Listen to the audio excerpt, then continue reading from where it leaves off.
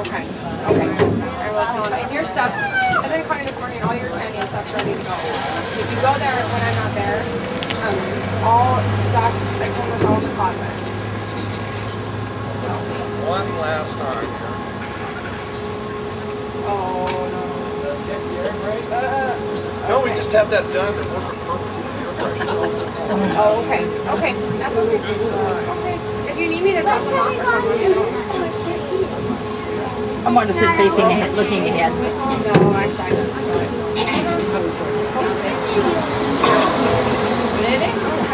Here we go.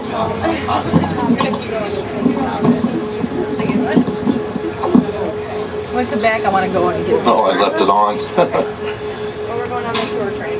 All right. Goodbye. Y'all can hear me okay? Yes. Oh, good. How's that air conditioning working back there? Real good. Yes, 2 at 80 today. Both windows down, 80 miles an hour. Okay. That's our air conditioning. Folks, we're sitting in what we call the Capitol Complex area, and by the way, welcome aboard. This is Helena's Last Chance Tour Train. My name is Rocky. I'll be your tour guide and engineer today. This Capitol Complex area, I'll loop through here, point out some of the buildings. We're going to head across town, learn some of the early day history of Helena. We'll learn about the folks responsible for the history, even see some of the old homes they lived in. Take a trip up the Last Chance Gulch and learn about the gold, discovering how this little town got its start. We're going to enjoy the next hour around the area here and seeing the sights. And as long as everybody can hear me all the way to the back, a little raise of the hand, let me know. All right. Yeah, got a little air pressure getting here, and as soon as it's peaked out, we'll take off.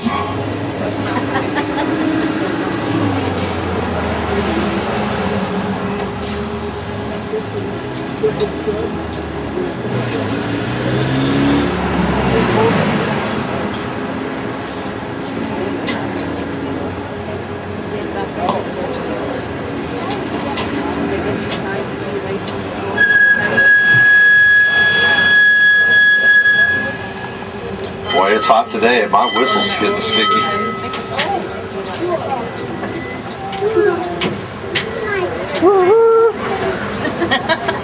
I just kind of want to remind everybody to at least try to remain seated during the tour. And of course, there is no smoking. You young folks, you keep your hands and arms and heads inside the cars at all times.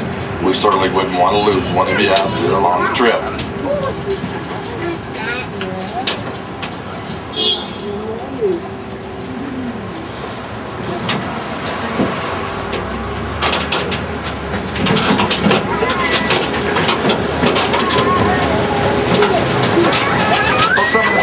Statue that's set up here to our right. It's a horseman statue. It's called the symbol of the pros. Now this is a representation of the rodeo riders all across our country. It's right here beside us to the right. It was done by Bob Scriver, and that fella, he has since passed away. But his wife donated his entire artwork collection to the area museum. And it was such a large collection, and when they received them, well, had to have a building of their own just for storage. We're hopefully one of these days going to get the new museum built down at the old city mall down the road here, and we'll have plenty of room for all that fella's work. Back over to the left is the Montana Fish, Wildlife and Parks building. Inside they've got a wildlife display open to the public. In that display is a mountain goat, a paddlefish, a 600-pound grizzly bear, and a wild male turkey with a beard. Now folks, I have been in that building before. I've seen a man in there with a beard, but I'm not so sure he's a wild turkey. Over here to the right and ahead is the Justice Building. Inside is the Montana Supreme Court as well as the Montana State Library. We also have the Braille Book Library in the building. Back to the left is the Department of Environmental Quality, located in the Lee Metcalf Building. Well, those are the folks in charge of the air and water around here today. And as we make it through this end of the complex here, if you take a look around, you can see we've got quite a assortment of trees. Now, many of the trees are not native to Montana, but with the proper care, they all seem to do quite well here, even in the cold winter weather. As a matter of fact, this last winter we had quite a few days of minus 40 degrees below zero. Now the winters around here, they usually run from October to, well, May, even into July. It's been known to snow here. This Capitol Complex area, it was originally planned to be constructed right downtown on the Last Chance Gulch. Back in the old days, the fellas was looking for property down there along that gulch, but that, of course, is where the gold was discovered, making that property pretty expensive. A lot more than those fellas were willing to spend. Now, they continued to search for land, and they came across Rancher Winnie. That fella had 17 acres on this hillside here. He sold it all to him for $1. Well, they got a heck of a deal with a great location and a beautiful view of the valley out there. It's probably a pretty good thing they built on this hillside, as you'll see when we reach Last Chance Gulch. Now here to the right ahead on the corner is the new governor's mansion. This one built back in 1959. The north end of the building built in the shape of a bow of a ship to represent Ship of State. It's housing our governor today, Brian Schweitzer. But up around the front door, there's some etchings in the glass. It's a mountain scene with a grizzly bear and a meadowlark. Of course, that's our state animal and state bird. But Helena also is known to have a pretty large population of wildlife right here in the city limits. The last count of the deer herd was about 400. And I have seen some beautiful bucks here in town, even right in my own front yard. Huge racks, 3 and 4 at a time. They like the apple trees around the neighborhoods as well. Any new plants that you stick out in the yard, those deer are always the first ones to taste them. Oh yeah, you guys on that back car there, you're sitting on what we call the crack the whip car. Some of that action right now. Try to keep it to a minimum. But I get to driving and talking to them. Sometimes I forget where I'm at. In the garden now? You in one of the gardens? Oh, there's one of the little deer right up there right now, nibbling on that bush to the left of us. Where? They do call this the Helena roller coaster on occasion. Up there. Behind the car. Oh, I see it. I see it. Thank you. Thank you. We've got a giant here in the valley too, out across the valley to the mountains. I'm going to make a left-hand turn up here in just a moment. As I do, I want you to take a look out there across the valley to those mountains. The high peak, well, that's the giant's chest. And just to the right of that high peak is a cluster of small ones. That's the giant's face. He's lying flat on his back and he's staring straight up in the sky. As I turn here, if you look out there all the way across the valley to the mountains, you'll see that sleeping giant. Now, he is a pretty big fella out there. Well, we might want to be a little bit quiet as not to pick him up.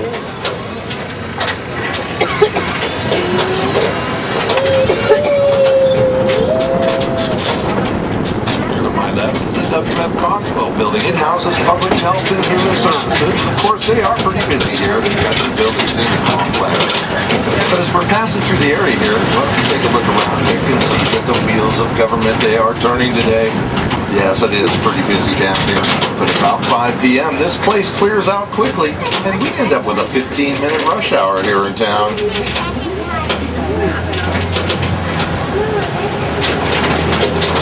Now here to the right is the Mitchell building, named to honor Samuel Mitchell. The fellow was the Secretary of State of Montana for 23 years. A couple more items ahead to the left and the right. On the right of the curb by the sidewalk is a replica of the Liberty Bell. Well, it's all trussed up today. Hopefully we're going to get it repaired. It'll be hanging there on its own again. But a unique sight to the left of us over here in the Capitol lawn, well, that's our 10 Commandments. You know, them folks running around the country, they come here trying to get rid of our 10 Commandments, but you goes along with the history of Helena. All the folks thought so and agreed they looked just fine on the Capitol lawn. Of course, there they sit today. Well, here we are, everybody. I hope you enjoyed the tour. Back over to the right, that is the Veterans Pioneer Memorial Building. Inside is the Montana State Historical Society, also the Montana Museum. They've got a wonderful collection of Charlie Russell artwork inside there as well. Up on the second floor, you'll find Big Medicine. He's a large white buffalo.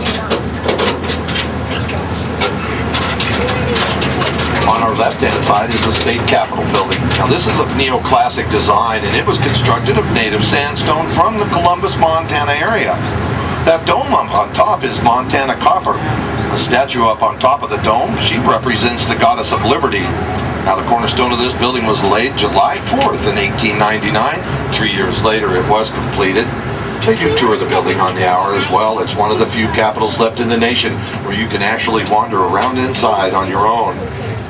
Out here in front, the horseman statue. Now that is General Thomas Francis Marr. That fellow was a revolutionary in his homeland of Ireland. Well, them folks there, they didn't much care for that. They bundled that fellow up and shipped him out to Australia as a convict. Now he escaped from there, made his way back to the U.S. to fight in our Civil War. Ended up here in Montana as our second territorial governor. Well, unfortunately, while that fellow was aboard a riverboat up on the Missouri River, he got into an altercation with some of the other passengers. He fell overboard and drowned. His body, it was never recovered.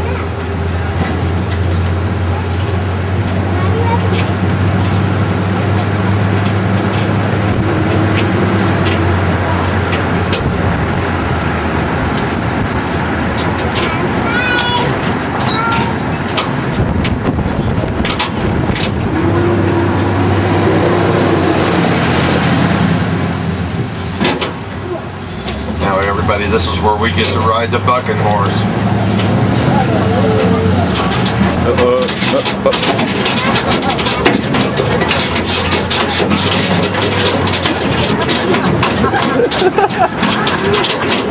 You know, Helena began as a gold camp 140 years ago. This area here was infested with grizzly bears and rattlesnakes. Now, it wasn't destined to become a ghost town like a lot of the old gold camps did back in the old days. Today, we've got about 30,000 residents living in the city.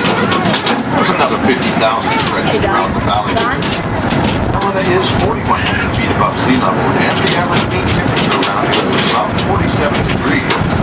Although I do believe that today is a little meaner than most.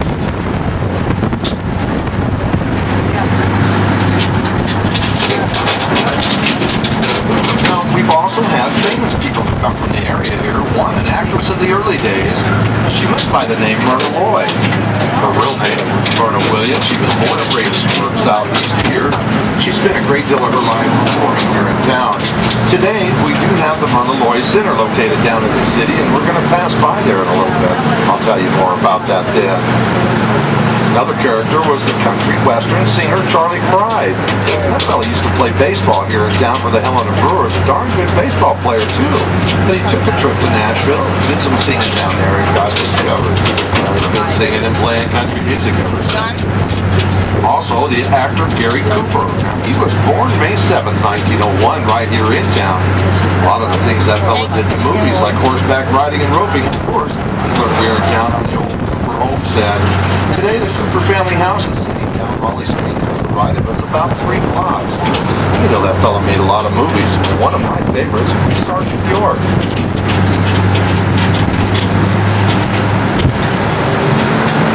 Now there's another group of fellows that were pretty important in the history of Helena.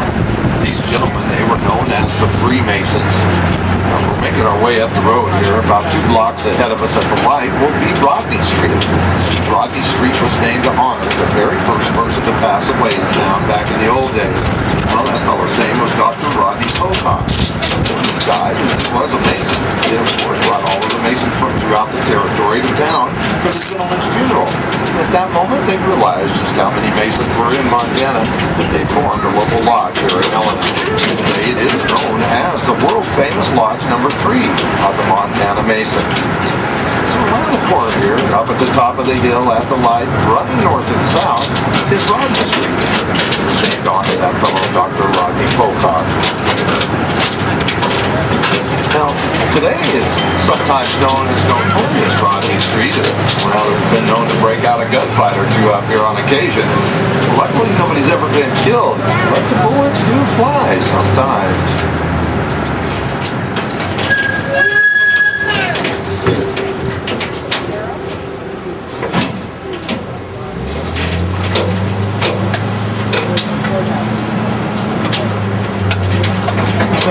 I'm going to point out is ahead to my right. It's on the other side of this yellow brick building. There's a stone house that's sitting way to the back. This is known as the Child Carriage House. This is where Charlie Russell, the artist, would stay when he would visit Helena, using the upper portion to bunk in, the lower portion for an art studio. Wonderful artist Charlie was. He could tell a real story in his artwork, but you know, that fella told some pretty good Montana tall tales also.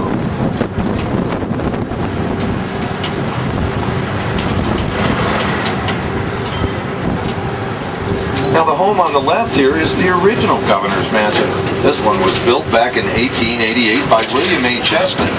Now it has 20 rooms and 7 fireplaces. It's housed 9 of Montana's governors from 1913 to 1959. Well, the folks at Chessman's, they built that as their private residence and spared no expense in the construction of the home. You can tell that by the brick on the outside. That's terracotta brick. They had those shipped in here all the way from Ohio by the wagon load. Now, the folks at Chessman's had invested their money in the silver market back in the old days. Well, when that market crashed, those folks went broke. They ended up moving across the street to the Chessman Apartments, where they spent the remainder of their lives. Now, the next house ahead of me here to the left, the brown one on the corner, belonged to Wilbur Fisk Sanders. He was commonly called Colonel Sanders. No relation to that chicken guy, though. But he did serve alongside C. Power in the Senate back in 1890. Well, he was a lawyer, and his claim to fame was prosecuting road agents for the vigilantes back in the 1860s.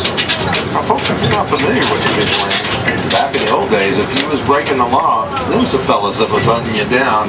And unfortunately, when they caught you, they was probably going to hang you. Today, the law enforcement of Montana do carry a code number of the old vigilantes on their shoulder patch. That number's 3777. You know, even to this day, we're not exactly sure what it meant. Some folks believe 3 foot wide, 7 foot deep, and 77 inches long. On history.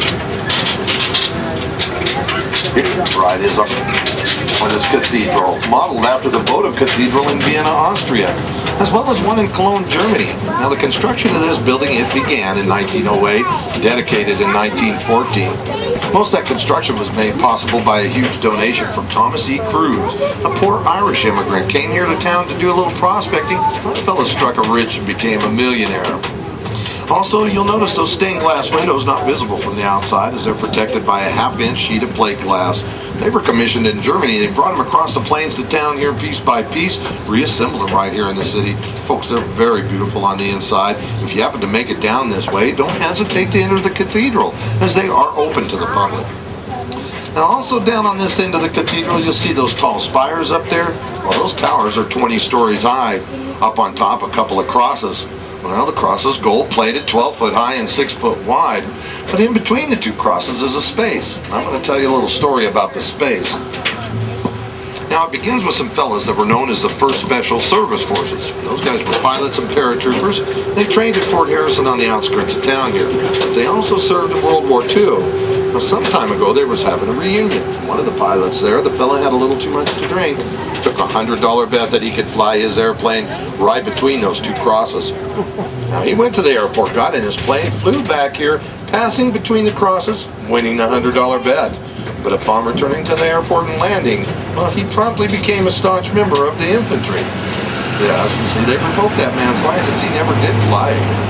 But while they were there, they also measured the wingspan of his airplane, and they found that there was only 3 inches to spare. That's pretty good flying after a couple of martinis. You know, the fellas of Special Service Forces made their way back through town here last June. Unfortunately, I didn't get to see any of them.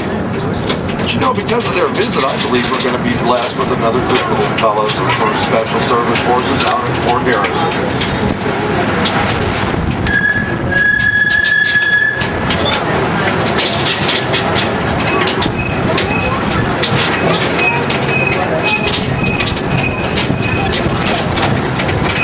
Ahead here to my right is a rose granite constructed building. Excuse me. This is today the Holter Museum of Art. It once built back in the 1880s. It once housed the very first showing of the Model T Ford for the Ford Motor Company back in 1920. Today it's housing local artisans' artwork, and they are open to the public. You can buy a ticket and possibly win that brand new car they have out front. All right.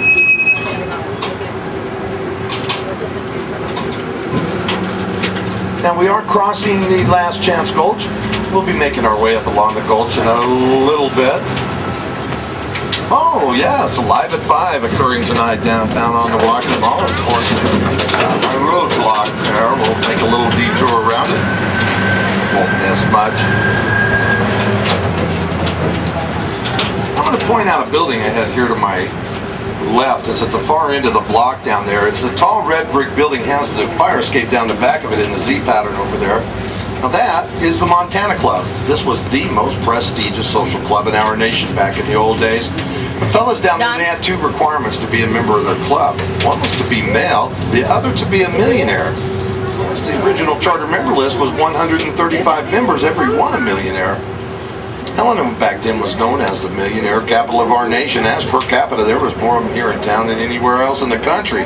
Well, today, Silicon Valley holds that title. There's a lot of them out there today. You know, those requirements no longer stand that anybody can be a member of the Montana Club. They're open to the public down there during regular business hours. They do offer travelers a discounted membership. Use the facility there. Also, it's one of Helena's haunted buildings. Those folks down there playing see the Lady in Blue.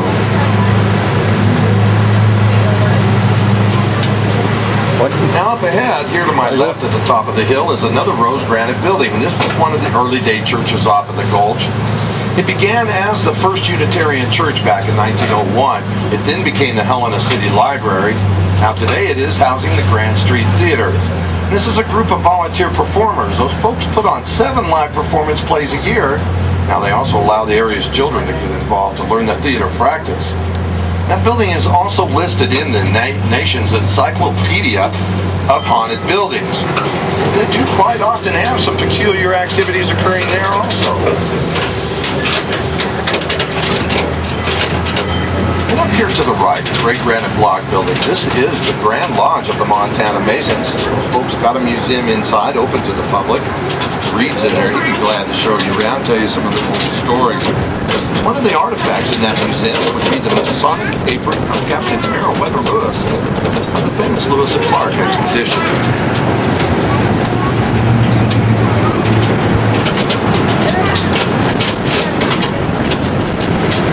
Now the next rose granite building that's ahead on my right-hand side is one of the oldest churches here in town.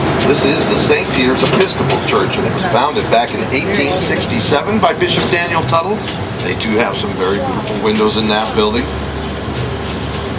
And for the Southerners on board, well, out here in the park to the right, a unique site. The fountain is considered the furthest most northern monument dedicated to the Confederate soldiers of the Civil War.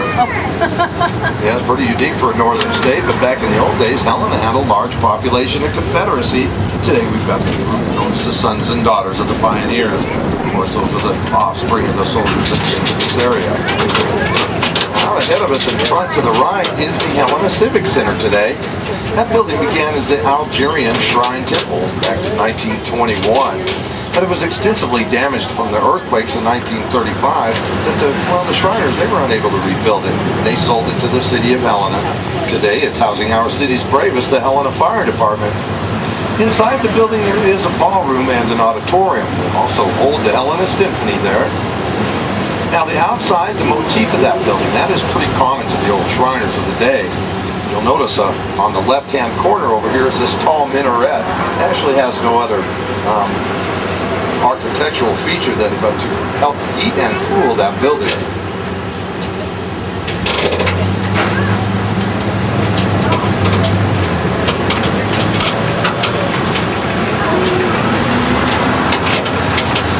Now this area here we can into is where the West Side Home. And of course this is where the elite lived in the early days. You'll notice the red brick sidewalks here to the right of me, original to the 1880s, but there's still many scattered throughout this area. These bricks were all fired at the brickworks that was west of town, today known as the Archie Brady Foundation. Now that is a retreat for artists from around the world that work in clay and pottery. It is open to the public out there, and it's free to tour the Archie Brady, and quite often they do have a prominent artist on site. First mansion I'm going to talk about is ahead to our far right corner. This one belonged to Charles Power. Now Charles was the son of Thomas Power, and OTC of course was one of our first U.S. senators. The home in the grounds here occupies an entire city block. Also through the trees in the middle facing us, another little red brick building. Well, the folks, they have that one built as a playhouse for their children.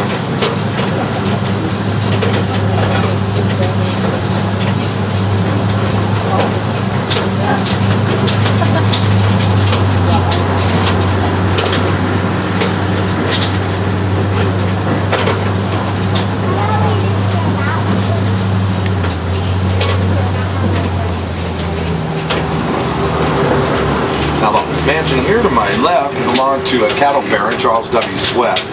That fella had an architect design and build this house. When the construction was completed, he and the architect, they had to go to St. Paul to pick up furniture for the home. Well, when Mr. Sweat left Helena, he had a slight cold. And upon reaching St. Paul, his cold had turned to pneumonia. And there Mr. Sweat passed away. Now that fella never had the opportunity to live in that beautiful home.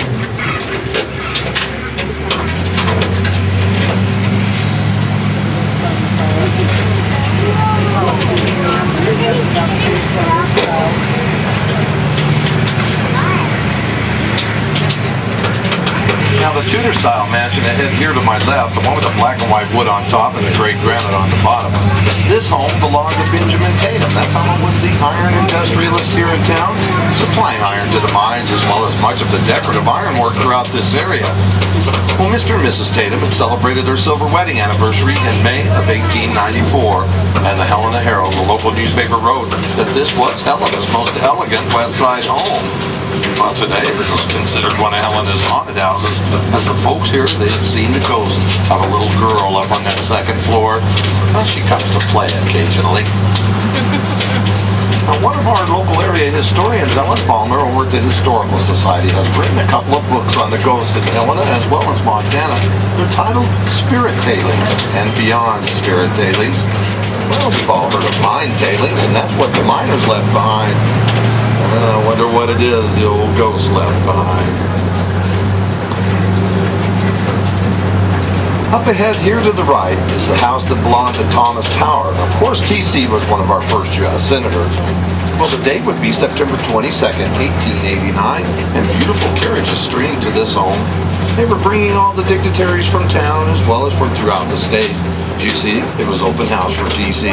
He was pretty proud of this place. On the inside, they've got beautiful cherry wood woodwork, all hand carved in place, and Tiffany glass lamps, which were once gas, have since been converted to electricity. That beautiful rose granite on the outside of the home came from TC's own quarry. It was located to the north of us up by Fort Bend. Now the gray rock around here all came from the south, down around Silver Hills. This large structure to the rear of the home was the carriage house, and of course housed the horses and carriages for TC Power. That Power family was pretty prominent in Montana in the old days. Those folks owned 28 different businesses. Well, some of those would have been the stage lines and the freight wagons. Now they even had a steamboat business up on the Missouri River, where they boasted 9 boats on that river at one time. Today, Helena does have a living legacy of the Power family here in town, and that's in our old Power Townsend hardware store. But you know, we've also recently acquired Home Depot, and, well, Lowe's is on the way. I guess it still is pretty profitable to supply the tools of the trades.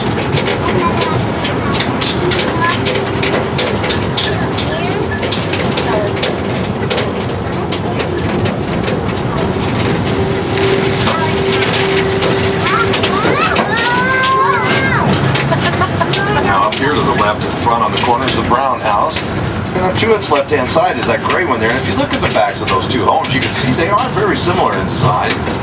Well, the reason for that, their wives, they were sisters. Now, they encouraged their husbands to build the homes here side by side. The brown one on the corner, the first home in town with an elevator. One of the owners a broker, the other the owner of an elegant clothing store. And because of this, both of these families would spend a great deal of time in Europe. The interior of the homes would reflect that European character. Although the folks today here in the gray one, they keep a horse in the backyard. Now you can see him standing up there in the corner. Look where the fence at. You know, he seems to be standing there every time I come by here. Well, I heard he's beginning to get a little tired.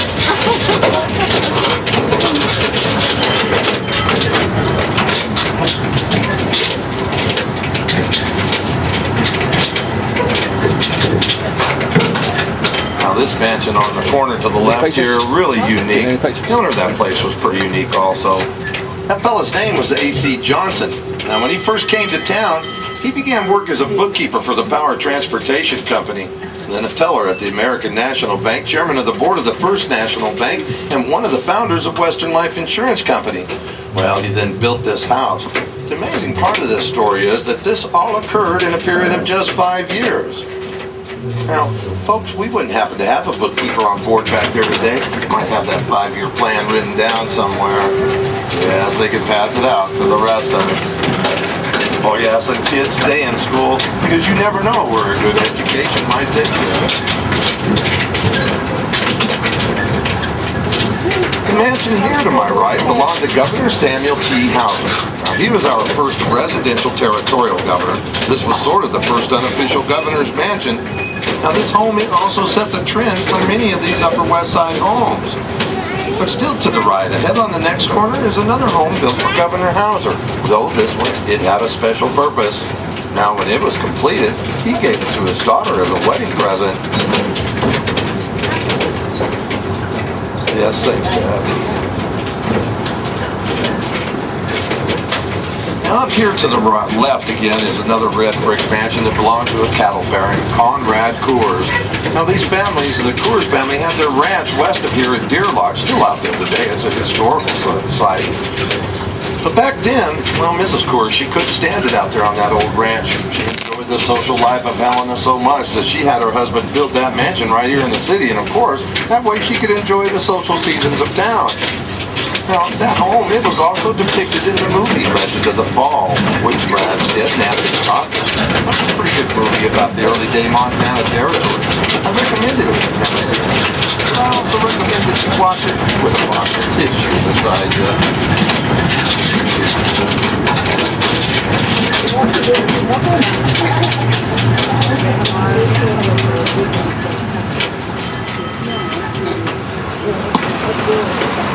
Now this road out here ahead of us today is known as Benton Avenue.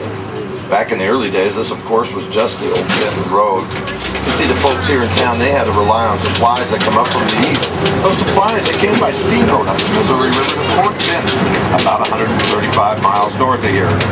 Well, they would transfer the loads to a 20-mule freight wagon, and they brought those freight wagons up to Benton Road here in town. They would bring passengers and supplies to Helena. Now it makes its way out to the side of us here, loops around a mountainside, and it ends up in Reeder's Valley. We'll be by Reeder's in a little bit. I'll talk more about that in a bit then. Any of you been down to the Great Northern Town Center yet? No.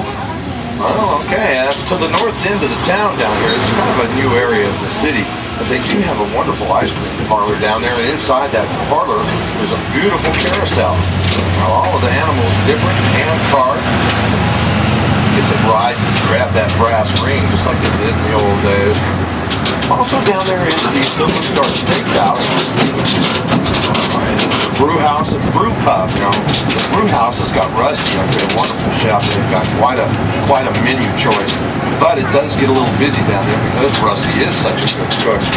But underneath the brew house is the Lewis and Clark Brewery, where they have a microbrew where you can sample and tour that brewery for free. Warm weather up there.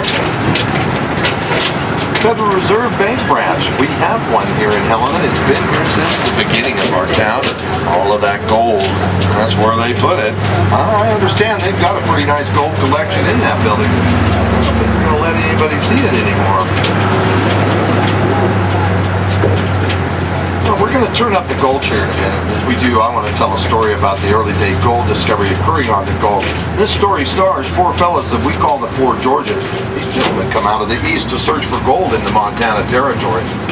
Now, all the old miners, as they come into this area, they would have to head south down by Virginia City. There was a supply depot called Alder Gulch, still down there today.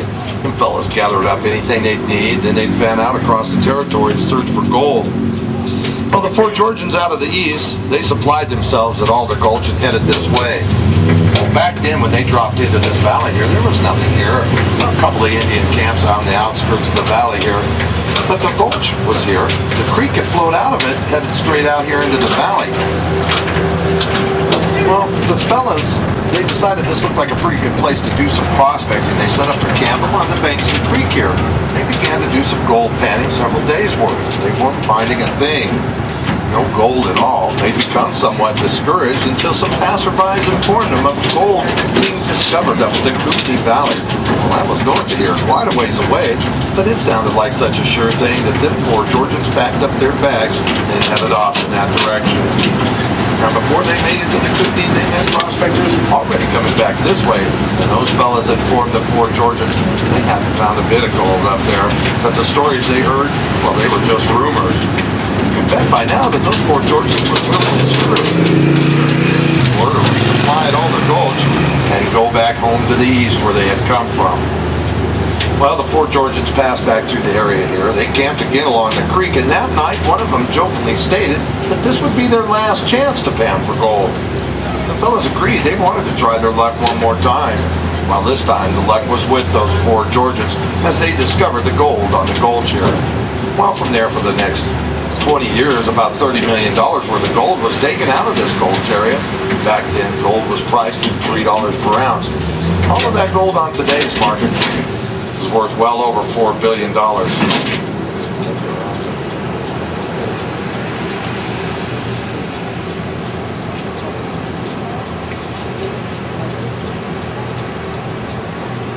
I couldn't squeeze it around her, folks. Her nose was just a little bit too far out there for me. Normally we make our way up through the road here, but this is Live at 5 Wednesday night. Begins at 5 p.m. downtown on the Gulch today. They'll have some festivities. It's open to the public. We'll have some live music going on, probably up at Pioneer Park. We'll pass by there in a little bit. I'll point that out, talk a little bit more about that then. I don't know who's playing, but I'm sure it's somebody good. It's usually always free. The only thing that they really charge for is food. And if you want to have a beer or two, you got to buy a bracelet. Now, you may have noticed when we were making our way up that road there, and even on these parts of the road back here, is they meander between the buildings. And the reason for that was, well, back then, the old miners had their gold claims lining the banks of the creek down here. Well, once all that gold was gone off of their claim, those fellas that still need to make some money, so they just built a building right over the top of the old gold claim. Now, of course, the only place left in for the road was right up in there where that creek flowed. Today, that creek is all dried up. Now, the fellas accomplished that feat by sinking a hole 250 feet down, straight down in the ground, about a mile up the gulch here. They lined it with brick. That way the old creek, well, it dropped right off in there and disappeared underground, never to be seen again. Although there may be a channel of water underneath us, now folks will never see it again. And over here to my right is the Constitution Park. I don't know if you can still see it down there. There's a little bell that hangs down there. It's not little, it's a pretty good sized bell. That is the old fire tower bell. And we're going to pass by that fire tower in a little bit, and, well, I'll talk more about that then. As you can see, they're setting up down here along the end of the driving part of the walking mall, or the gulch, in the beginning of what is known as the walking mall. You can see them setting up the band instruments over there. That walking mall it's open, you can walk up and down through there. It's an old building, even a couple of the old businesses that are still in operation from the old days. There's confectionaries down there. They got some pretty good candy. They also have a nice little snack bar in here as well. But as we head around this backside of town, I want to tell you about how Helena got its name. Now, in the early days, she of course was known as Last Chance. Well, she'd inherited that name from those four Georgians. The industrials of the day thought she should have a little more elite name. Well, they decided they were going to hold a contest to name the town. That contest was held. It came down to four names: Squashville, Pumpkintown, Toma, and Helena.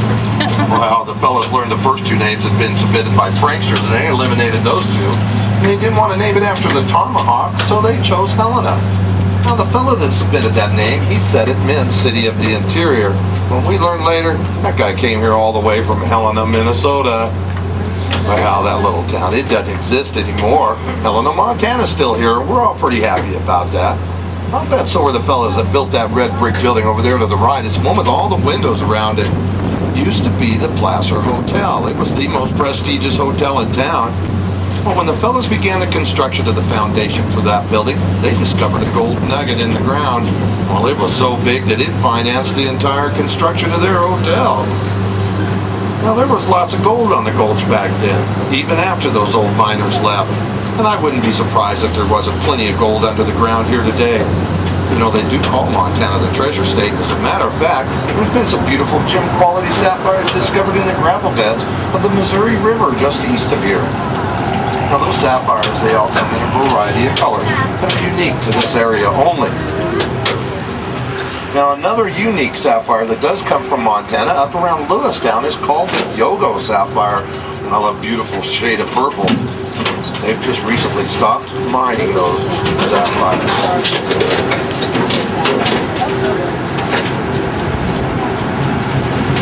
We're dropping back down into the gulch here again. And to the left and right, both directions, is a continuation of that walk-a-mall. A couple of items here. On my left at the corner is a monument to the early days sluice box miner. Oh.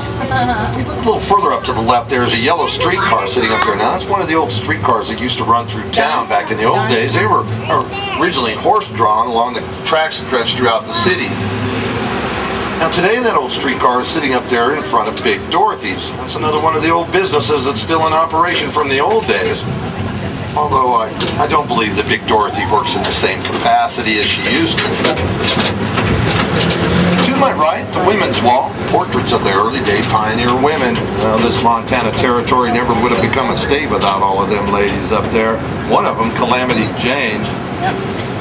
Now folks, I do a lot of the schools in the early part of the year. They're young kids, third graders. I asked them if they knew who Calamity Jane was, and I could see they was all shaking their heads no. Well, I figured it might have been because of their age group, but I thought they might have been reading a book or something about Pecos Bill. Well, they were shaking their heads no. And then I asked them, well, what about Jesse James? Oh, the response to that, West Coast Choppers? Yes, the Discovery Channel is changing history as we speak. Those kids all knew who Jesse James was.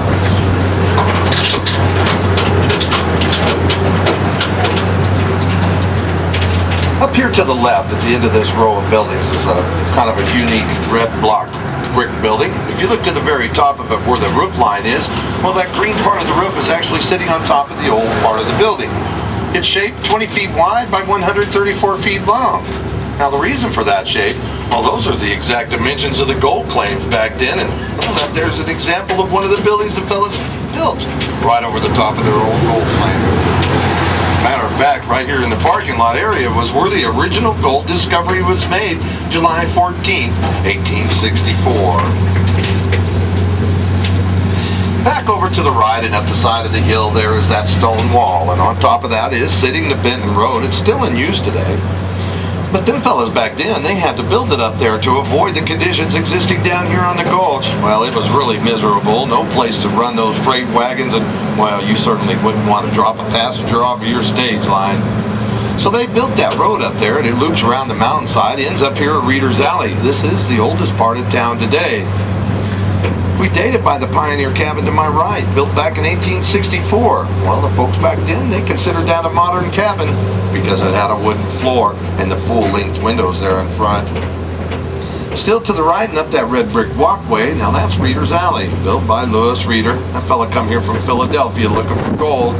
Wasn't having any luck with that. He went back to building and constructed an area up here to house miners into the wintertime. Now, we learned earlier just how cold it can get here now and then in the winter. I bet that creek area froze up solid. Them fellas look forward to those days up there with Lewis. Today up there is some arrangement of different businesses as well as Carmadillos. Well, they've got a wonderful outdoor dining experience with Southwestern cuisine, Montana style. We're making our way this south into the gulch here, up junctions two other gulches as well as feeds the National Forest up there. And there's a building coming up to my right, the Hair Salon today. Now this is also known as the Tatum House. You recall that iron industrialist had the black and white Tudor up there on the west side. This is where he and his family first lived when they moved to Helena. He built his iron foundry right out the sides of his house. Now while we're making our way up the gulch here, excuse me, I gotta wet my whistle once in a while. You'll notice that a lot of these homes that we see have been built right up against the gulch wall. Well, they were built over the tops of the old miners' gold claims. Those fellas had worked the gravel pads out here, and once all that gold was gone, of course they'd want to build them a house. That was about the time the city informed them he was going to have to put a roadway right through the middle of their property to tie the upper and lower gulches together. Well, that forced them to build up against that gulch wall, and around the corner here to the right, a little red car in a carport. Look over the top of it to the back of that carport. You can see just how close them fellas had to build to that gulch wall. Yes, very narrow up through here. Absolutely no backyards. Imagine on occasion, at least one or two of them old miners probably use that gulch wall as the backside of their house. You know, just to save a few dollars during construction. Also ahead, the next house to the right. This one's called the Maverick House, built by Emil Blue. That gentleman come out of Prussia, and this is very typical of a Prussian-style home back then.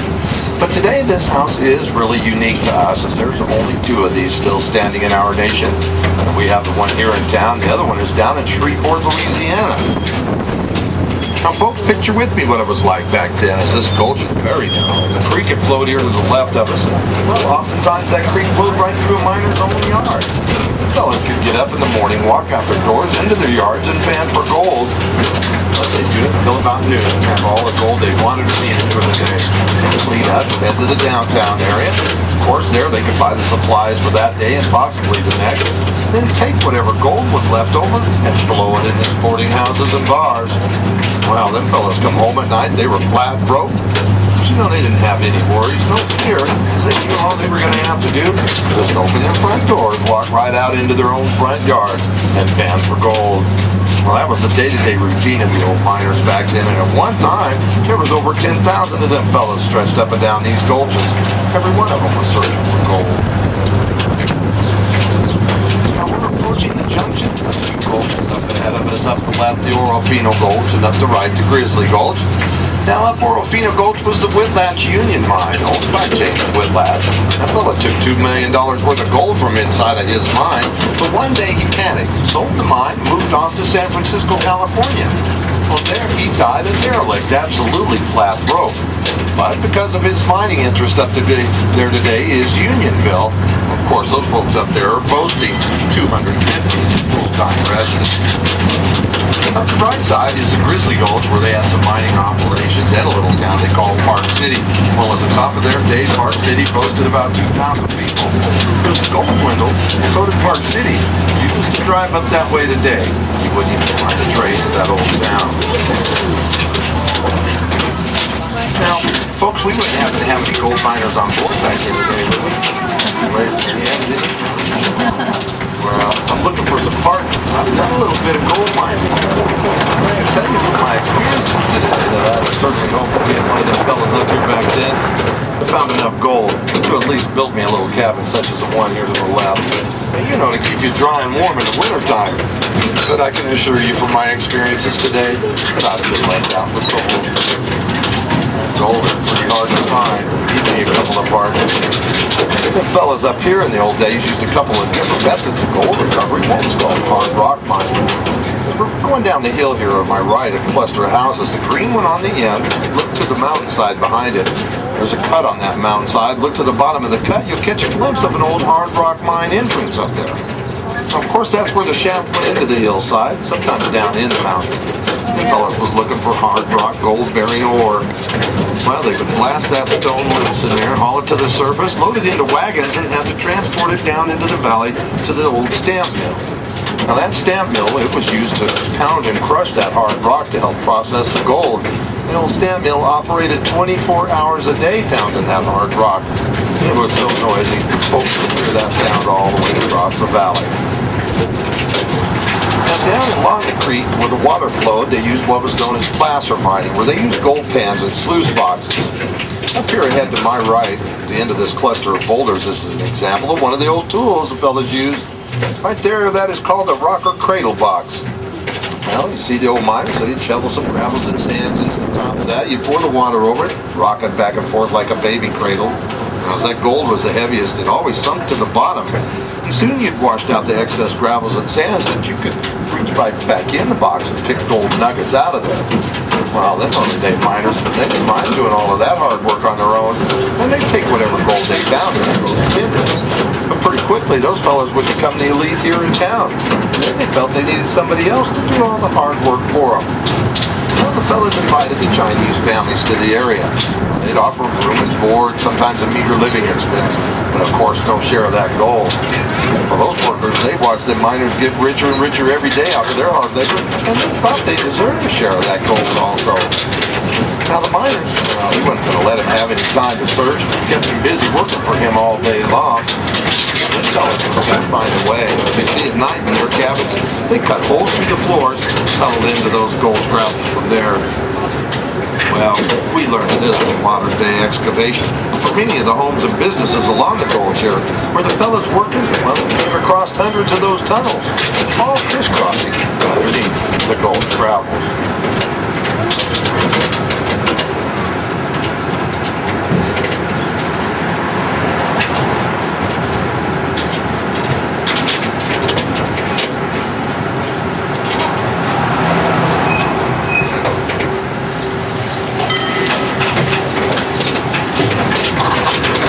This area to our left and down the slope, well, there's a deer right up here on our right-hand side, kind of graze. Kind of take it easy, go by, I don't want to scare them too much. A couple of them. See it? Two of them.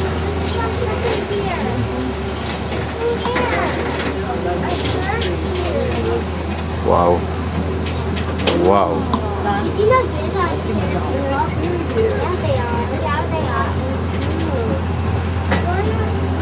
I get worried sometimes when they're that close to just jump right in one of these cars, I'll tell you. Maybe it was just They get a little touchy. They're still skittish down here. have you rams up here, wouldn't you? Don't get close to them. Don't try to feed them or pet them, I'll tell you that. We're making our way up the hill here, and to my left out in front is a little mountain peak out here, and on the side of the hill you see a blue stone house. Now that old blue stone house was built by an architect back in the 1880s, and the fella, well, he built it for his new bride. Now before they moved in, that guy got killed, and she couldn't afford that house any longer. She had to sell it. The history of the place, it disappeared in the year 1900. It doesn't reappear again until after the earthquake of 1935. That house was partially destroyed. Well, the fellas up here in this area have all felt a real need to rebuild the house. And they took all the stones, they cleaned them up, numbered them, replaced them one by one back into the state as it stands today. Now, also up here was known to be a house of ill repute. It was called the Castle. Yes, please watch out, sir. There used to be an old house of ill repute up here that was called the Castle. And, well, the folks today believe this is that castle, as it does resemble one.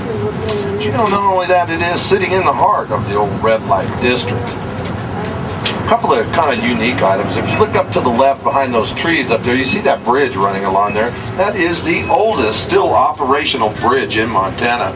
And it's sitting at the base there of Mount Helena out there in the back. They do have a parking lot, and you can follow the trail up to the top of that hill. We had some family come through here, I believe it was last year. They rode unicycles. 9-year-old kid, they rode their unicycles to the top of that mountain, hopped around a little bit on the boulders, turned around and rode back down. Incredible, they made the front page of the paper. Well, did that somewhere else. Now, if we look back again to the right, above the top of the castle there, you'll see that wooden tower up there. Oh, that's the fire tower, also known as the Guardian of the Gulch. This is where the bell hung, I pointed out earlier. As you see, back in them days, the old gold miners, well, them fellas was much more intent on finding gold than building any substantial structures to live in. So any wood hut, lean-to, even a tent would become their home. Well, because of that, fire plagued the gulch. In fact, Helena burnt completely to the ground 6 times. Well, to alleviate the problem, yes, they built that fire tower up there. And they would hang that bell up there and man it 24 hours a day.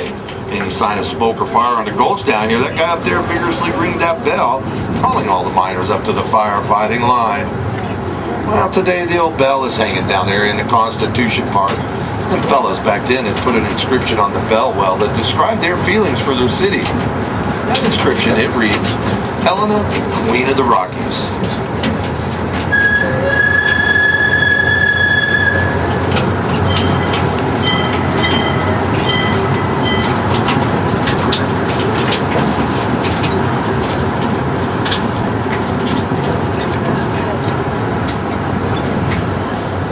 towards that far left corner is the Masonic Temple from 1885 and the Barcher Brothers block building right next door to it. You can see that, what we call a ghost sign up here on the side of that building. Kind of a whole bunch of those around the area here. You just kind of got to shop them out. See, the date on that building is about 1885. Well, in the early days, Broadway here was known as Bridge Street. It was the only way in from the east side of the valley here. It had a little bridge down there at the bottom where you could cross over and make your way up to Reader's Alley to get your goods and come in off the ship. Well, in those early days, all of the fellas that had their businesses lining the street here, of course, had built them out of timber. When one of those fires would rage up through that gulch, it burned everything to the ground.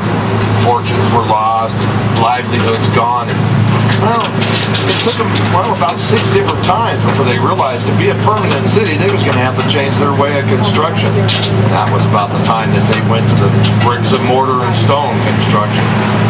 A couple of the old gray granite buildings up ahead here to my left.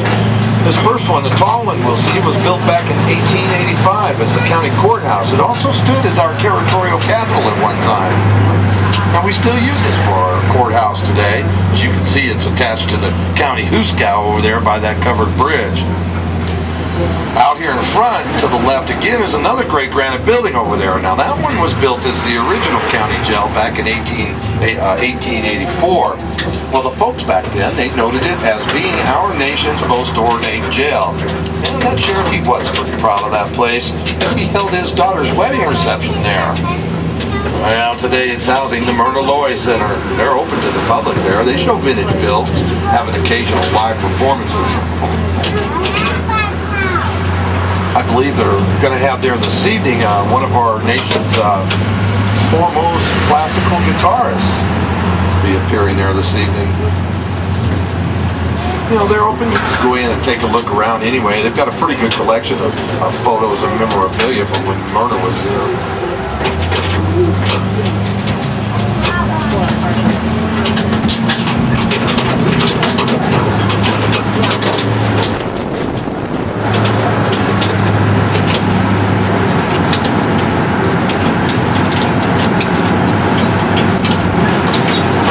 This area, some folks recently discovered a secret room in their house.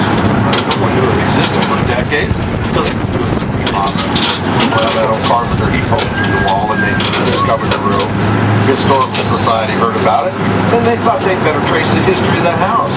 Today, they seem to feel that many shenanigans took place in that home that was instrumental in bringing the capital here to town. Back in the old days, the gold miners, as well as the industrials, they all knew that when that gold was gone from the gulch down there, that Helena could very easily die. They'd seen it happen to gold camps before. They knew it could happen right here. So the fellas petitioned the state legislature to bring the capital to town. Well, the moment they did that, every gold camp around that heard about it, they petitioned as well. They were wanting to preserve their way of life also. So now you got your legislators with all of these petitions in hand. Well, the fellows weren't exactly sure how to handle that situation. So they decided to hold an election. Well, that election was held. The votes were cast and then counted. And it was found that Helena was overwhelmingly the people's choice for the new Capitol building. So they brought the building here to town. Well, about 10 years later, somebody thought there may have been something wrong in that election. Thought they'd better recount those votes. Well, they were absolutely right. They found there was twice as many votes cast as there were registered voters in this county at the time. Well, also during that time, the old sheriff said he was responsible for those elections. Oftentimes, he pulled the elections right in his own home. Well, up ahead here to my far right corner, it's a greenhouse. It's right here beside me now. That's where that old sheriff lived. That's where they held that election, and you bet that was the house with the secret room. Now, folks, it's my understanding when they broke open the walls that they discovered ballot boxes still in there. Stuffed full of ballots signed by folks that didn't live in this county at the time. And today, we don't know for sure that that old sheriff had anything to do with whatever happened back then, nor do we know exactly who was responsible. But at this point in time, none of that really matters. You see, the important thing is, whatever them fellas did back then, it brought that capital here to town. All of us around here today, well, we're pretty thankful for that. Because if Helena wasn't the capital of Montana today, well, she could very easily be just a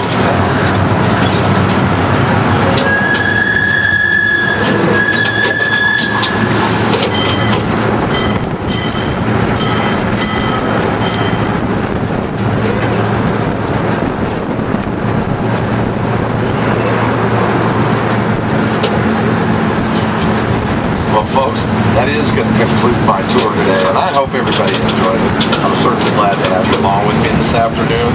We do have a little bit of breeze, it seems like, and I believe we're still going to break that century mark. About time. Kind of gets hot around here about 5 o'clock. Hopefully we'll get some cool air come in this evening, kind of like it did last night. Cool us down a little bit.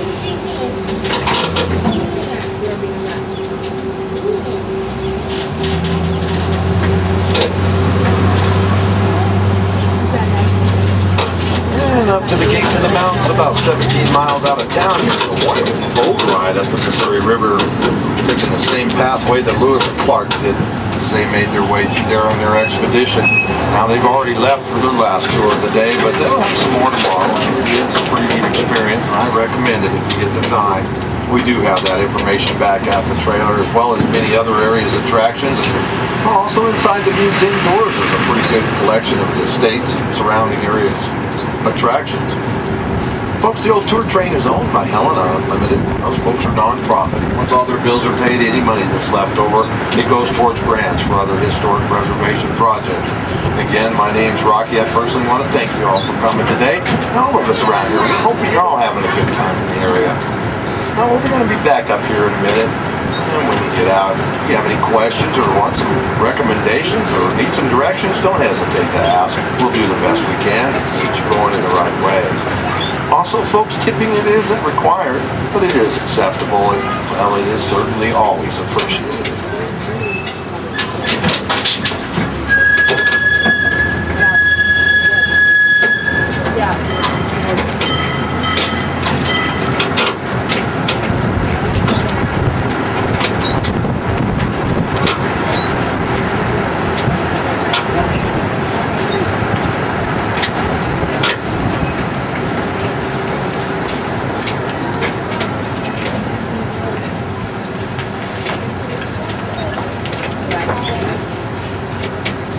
Getting better at that.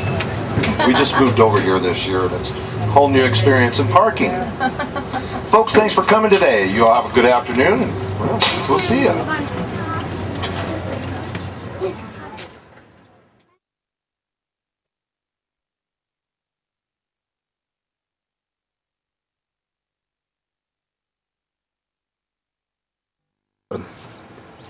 Stag.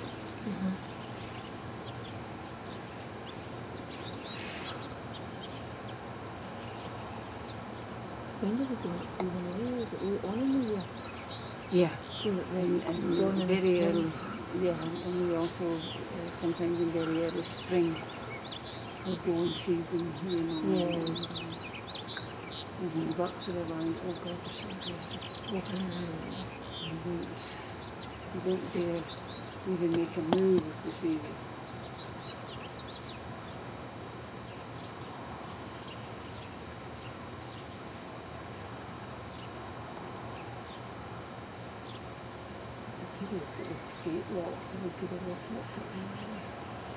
Nah, you're alright. Are you okay here? Aye. How did you cut the island? No, you wouldn't think you'd run a mile. That's how she lays flat when a big dog comes along. And she's a pretty big dog, so she just goes flat. Cool way in there, isn't it? It's cool way in there. Okay. Get the cake up. No, there.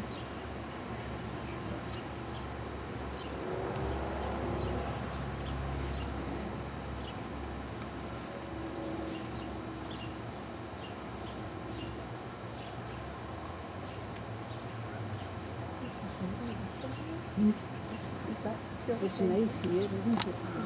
Very nice. Okay. Whatever it is, it's okay. Oh, you get no shoes on?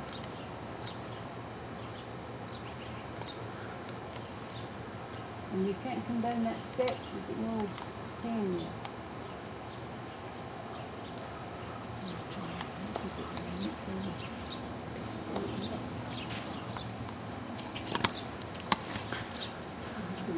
This year to get into wishes. Did you? It's easy for me. Yeah.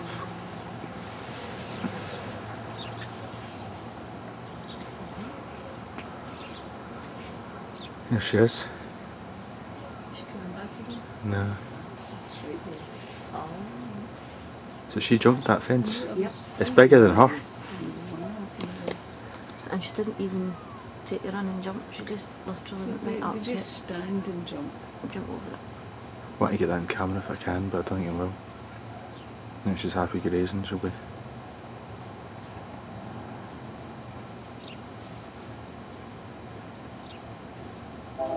Scratching herself. Yep. And here we are in the natural habitat of.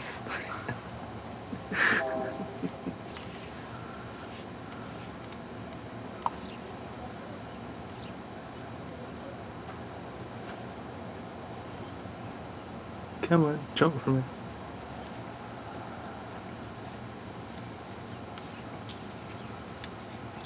Oh, she sees us watching. He's moving. Where's he going? He's behind the bin, you can just see the antlers sticking up.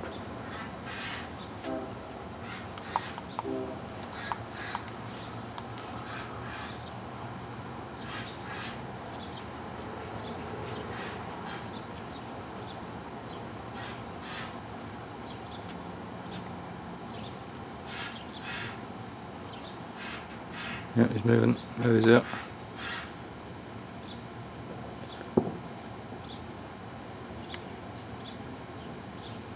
Just staring you down, isn't it? It looks like it's I know. staring you down.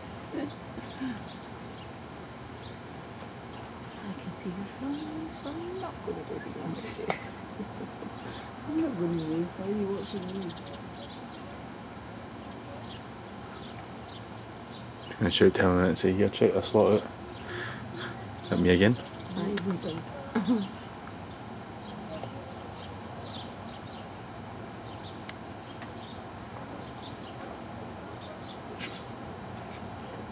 Gone out of focus, come on.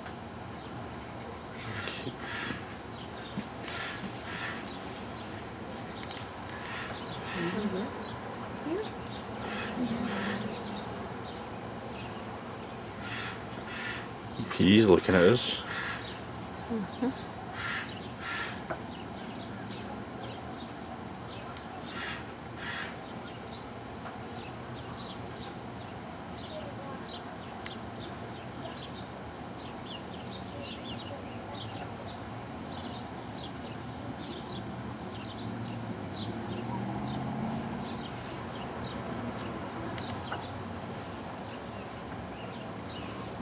Tell Craig it's Santa's reindeers and holidays. Yeah.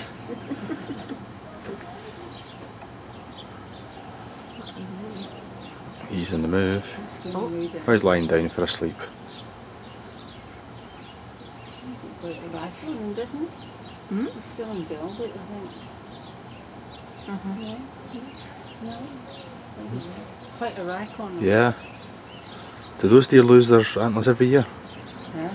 Do those deer lose them? Covering on it. Yeah, they get a Like kind of it's- velvet on it and then they start losing that Like it's velvet. proper reindeer lose their antlers every year Yeah. and they regrow. Mm.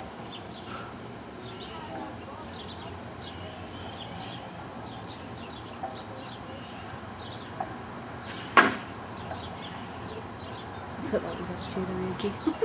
That was funny. It's going in the garbage. He did jump though.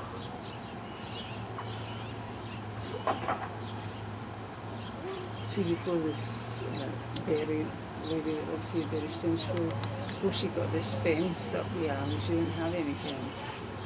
And we always just lay under that huge big tree right there. You know, we were always was just shady. laying there. Yeah. Is that why she got the fence put up, do you think, because they were going in, or? I don't know if that's what it was or not. Oi.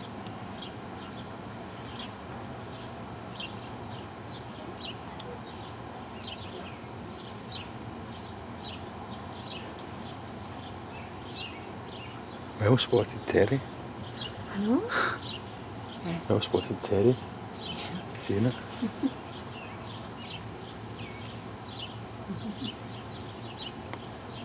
She has been in some fits like giggles though, hasn't she? She's had the giggles. She's terrible, I've never seen her. These small things she was getting set off, you know.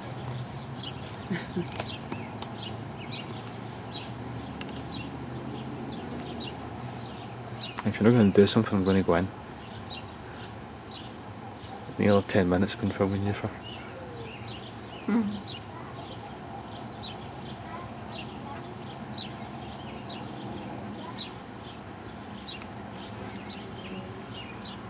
Is it a bunny rabbit? Big rabbit. I'll film him instead. Do deer eat bunnies? What? Do deer eat bunnies? No. Oh.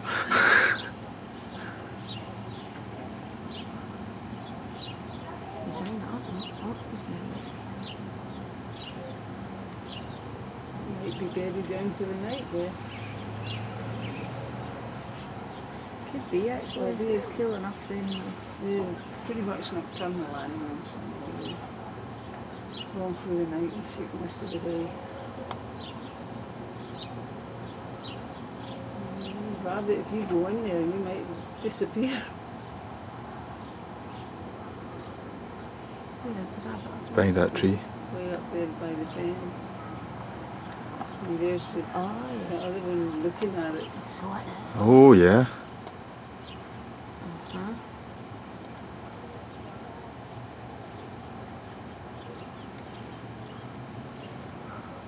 Go on.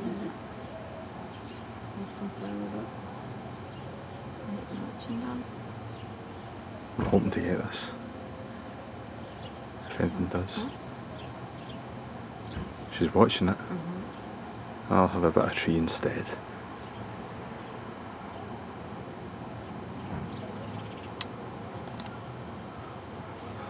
Rabbit's crossed over the alley.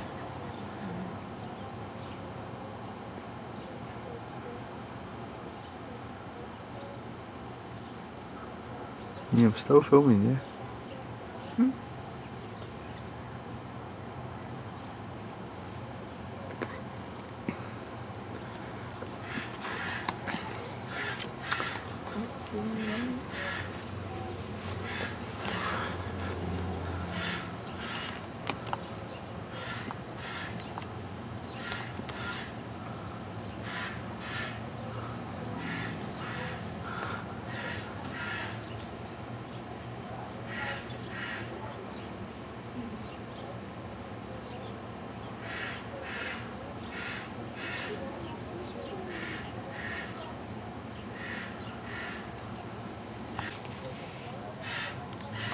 Is that one of Nicky's? Yeah, Nicky's there. Oh, I was.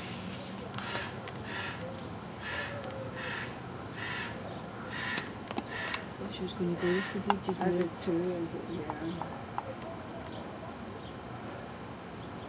He's telling her to go get a shot on. Might be better for you. Yeah, right. Oh yeah.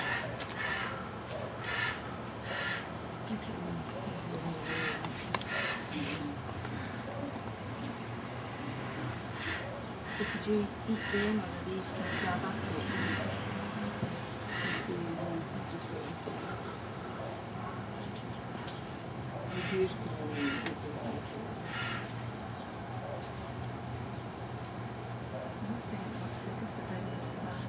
Must be finding enough food. Oh yeah. Come in and eat my shrubs along. You can see where they're eating them.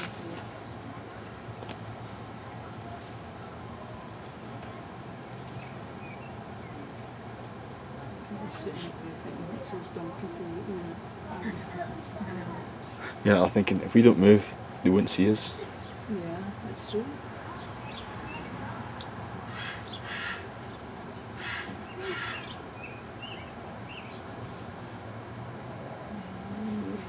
Nice cool grass around the ridge. You make that nice cool grass. Huh? You feel good on the belly.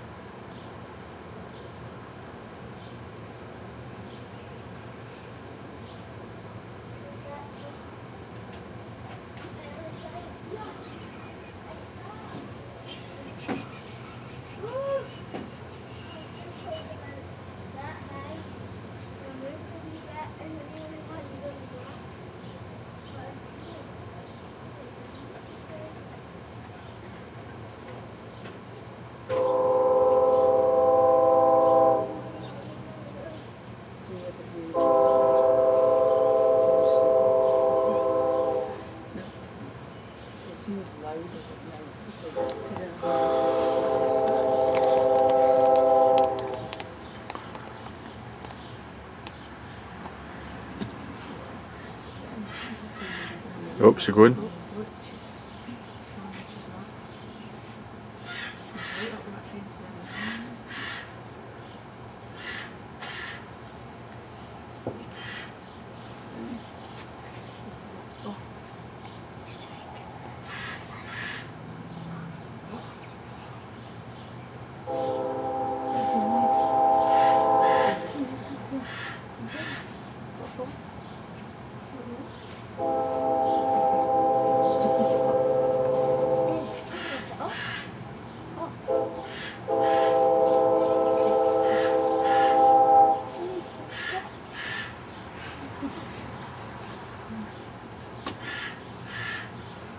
I'm camouflaged.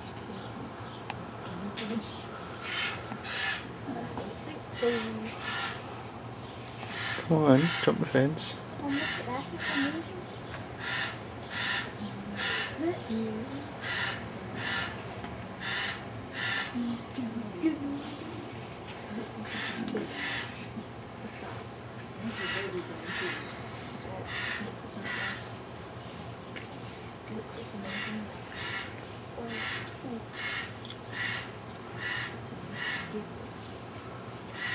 We've got 15 minutes before this tape runs out.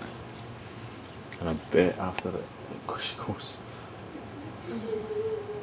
No.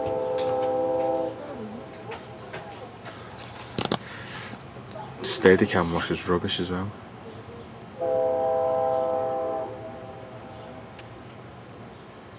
I didn't realise never got when you edit that.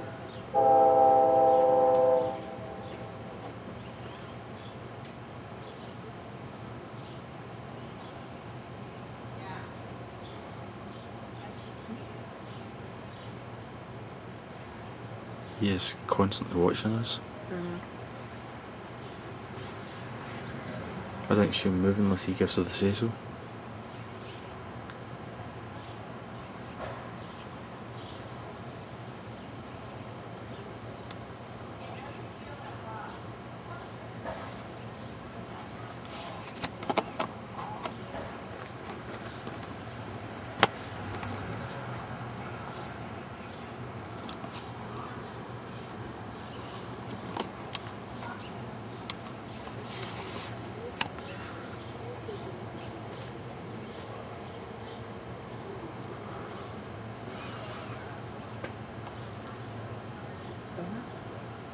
What? Thanks for that. You're welcome.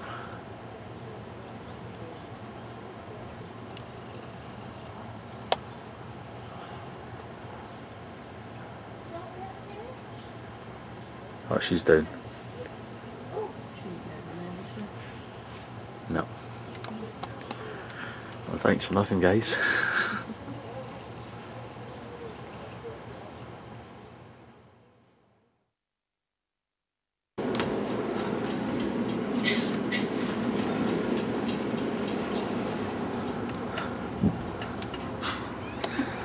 Hello.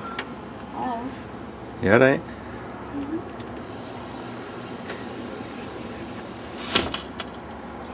Are you up to? Doesn't look like. Well, I don't know, somebody might not know that you're doing. I'm painting my nails. Are you really? Honks, done it? Honks? That's why I'm not here. Ah. Right, let's show people how warm it is. That thermometer there fell last night, so I reckon it's busted. So I'll show you the one over at the garage.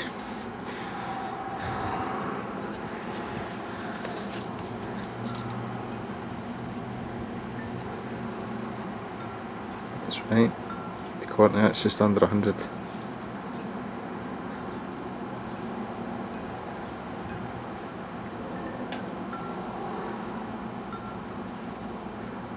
That's Betty's garage. This is her backyard. I'm burning my feet on the deck because it's very warm.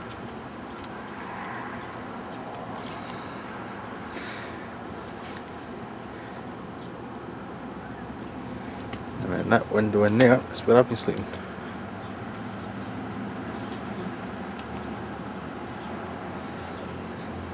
Let's go meet Nikki then. See if she'll talk to us.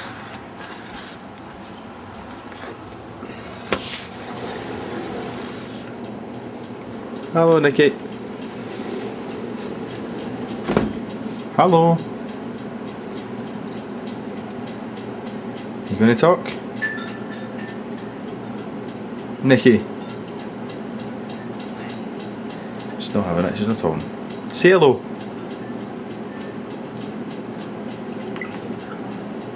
Nikki. Say hello. Nikki. Hey. What you doing? Nikki. Stage fright. Turn around. Turn around. Say hello. Say hello. Say hello. Hi. Nikki. Nikki, come on. See? Hello, Nikki. Say hello. She's too quiet again, isn't she? Yeah. Something's coming. Hello. Hello, Nikki. Hello. Nah, she doesn't want to talk. I'm not going to do it. As soon as I stop recording, she's going to start jibbing away though. Yeah.